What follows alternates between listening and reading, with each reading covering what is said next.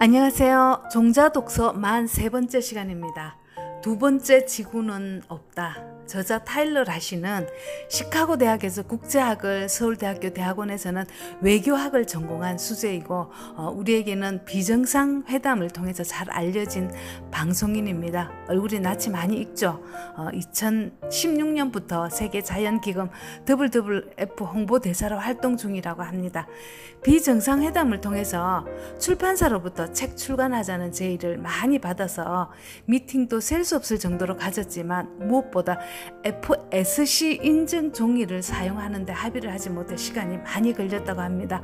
저도 FSC 종이라는 걸 처음 알았는데요. 이게 뭐냐면 FSC 인증 종이를 사용하면 합법적으로 벌목을 하고 다시 나무를 심어 내가 구입한 만큼의 숲이 보존되기 때문에 환경 파괴를 최소화할 수 있다고 합니다. 우리나라 출판사에서는 아직 이런 인식이 없고 또한 이런 걸 요구하는 사람도 없는 걸 보면 우리가 얼마나 환경 문명인으로 살아가는지 잘 알 수 있었습니다. 저도 이 책을 읽기 전까지는 분리수거 잘하고 텀블러 가지고 다니고 자동차 덜 운행하기 이 정도면 제 환경 지수가 평균 이상은 된다고 생각을 했었습니다. 이 책에서 가장 와닿았던 문장이 있습니다. 나, 우리 집, 직장, 사회라는 상자는 자연이라는 더 큰 상자 속에 있다. 더 큰 상자에 문제가 생기는 순간 그 안에 속한 작은 상자가 위험해지는 것은 너무 명백하다. 우리가 속한 더 큰 상자를 생각하지 않고 마음대로 하는 순간 작은 상자 속 우리는 모두 위험에 빠진다. 구독자님들은 어떠세요? 저도 마찬가지입니다. 환경이란 아직 문 밖의 일이라고 여겼고 분리수거만 잘하면 된다고 생각했으니까요. 하지만 이제는 환경이 개인의 문제, 한 국가의 문제를 넘어섰다는 생각이 들었습니다.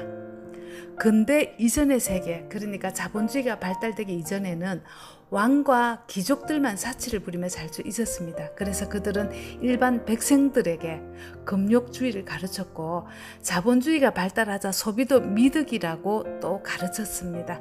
인간은 교육을 통해서 신념을 만들어 갑니다. 이제 환경도 이런 사회적인 교육이 필요하다고 생각합니다. 진작에 그랬어야 했는데 환경은 언제나 경제 논리에 밀려 났었습니다. 인류는 누군가 상상을 하고 누군가 상상을 현실로 만들며 지금까지 존재해 왔습니다. 우리는 일론 머스크의 상상을 따라 일론 머스크의 화성 이주 프로젝트에 다 같이 돈을 걸며 살아가고 있는 중입니다. 2050년이면 제가 80대가 되는데요. 그때가 되면 기후변화라는 이름으로 핵전쟁에 버금가는 최악의 재앙이 닥칠 거라고 합니다. 그 원인은 지구온난화 때문인데요. 지구온난화는 바다에 차곡차곡 쌓여서 뜨거운 수증기를 만들어내고 이 뜨거운 수증기로 인해서 태풍, 홍수, 가뭄이 강력해지는 악순환에 빠져들게 됩니다.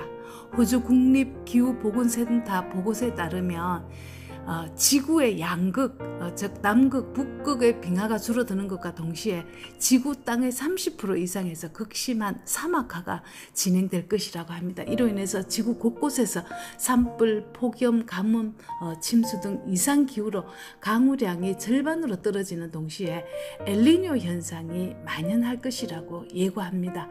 그 결과 전쟁 난민 대신에 기후 난민이 등장할 것이라고 합니다.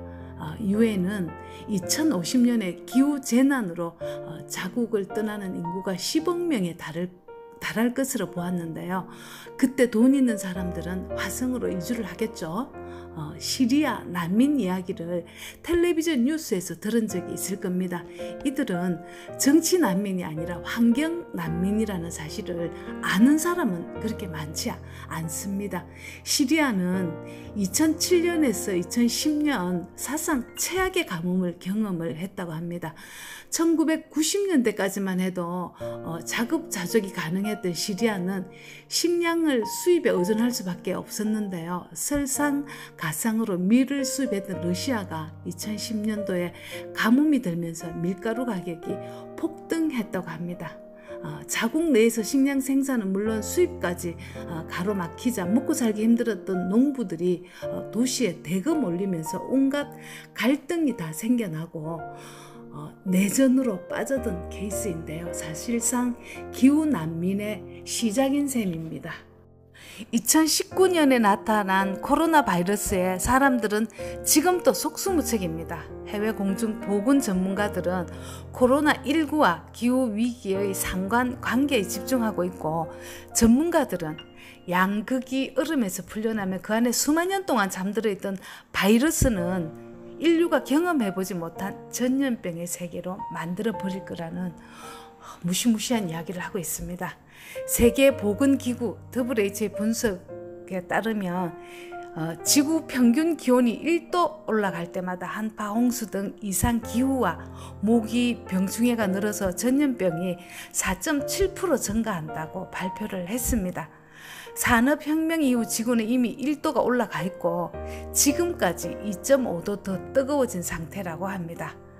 파리 기후변화협약은 탄소 저감 정책을 기조로 하고 있고, EU는 자국보다 탄소 배출을 많이 하는 국가의 제품에는 더 높은 관세를 부과한다는 내용으로 2023년 탄소 국경세 도입을 목표로 추진하고 있답니다. 우리나라는 2030년까지 시내버스를 모두 전기차로 바꾼다는 목표를 세우고 신나게 달리고 있는 중입니다. 기후 위기의 근본 원인은 온실가스 배출이라는 것을 모르는 사람은 없을 텐데요. 그 중에서 가장 문제가 되는 가스는 이산화탄소와 메탄이라고 합니다. 이산화탄소를 가장 많이 흡수하는 생태장치는 숲이 아니라 바닷물이라고 하는데요. 지구 수면의 75%를 차지하는 바다는 가장 큰 규모로 탄소를 흡수하고, 기후변화의 속도가 더할수록 바다가 빠르게 산성화된다고 합니다. 그러면 바다의 산성화는 무슨 뜻일까요? 해양 생물 중에 소라, 꽃게, 새우, 전복 이런 갑각류가 껍데기를 만들어내지 못하는 상황이 온답니다. 어느 한 생태계가 무너진다는 건 한 부분만 무너지는 게 아니라 와르르 다 무너지는 것을 의미합니다.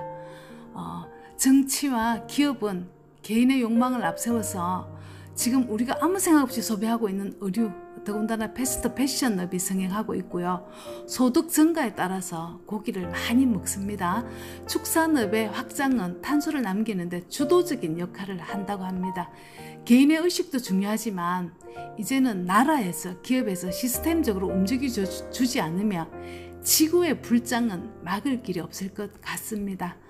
갈 곳 잃은 저 북극곰의 눈물에는 우리 모두가 공범인 것입니다. 2018년 8월 스웨덴 소녀 그레타 툰베리는 기후위기를 위한 등교 거부 1인 시위를 시작으로 2019년 3월에는 92개국 1200여 단체가 시위에 참여했다고 합니다. 2050년이면 이들의 나이가 40대로 접어드는데요. 그들이 사는 세상은 분명 우리가 사는 환경과는 매우 달라져 있을 겁니다. 아이들이 지구 환경에 대한 위기를 본능적으로 알아채고 학교에 가지 않겠다고 시위를 하자 기성세대들은 이 아이들을 급진파라고 낙인 찍는 일에 바쁩니다. 아이들의 미래를 어른들이 다 당겨 써버린 탓입니다. 환경에 대한 반가운 소식도 있습니다. 얼마 전 인터넷 뉴스에서 발견한 소식인데요. 우리나라 카이스트 대학의 이상엽 교수라는 분이 대장균에서 휘발유를 뽑아 이제 석유시대는 끝났다라는 선언을 했습니다. 시스템 대사공학이라는 이름도 어려운 분야인데요.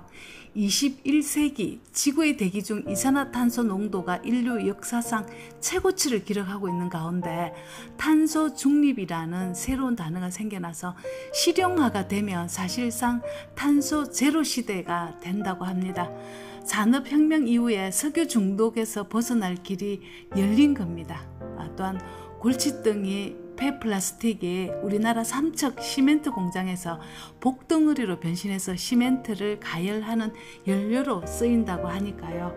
우리는 더 부지런히 분리수거를 잘 해야겠습니다. 지난번 사피엔스를 읽었는데요. 이보다 더 열악한 환경도 극복해낸 사피엔스의 저력을 저는 믿습니다.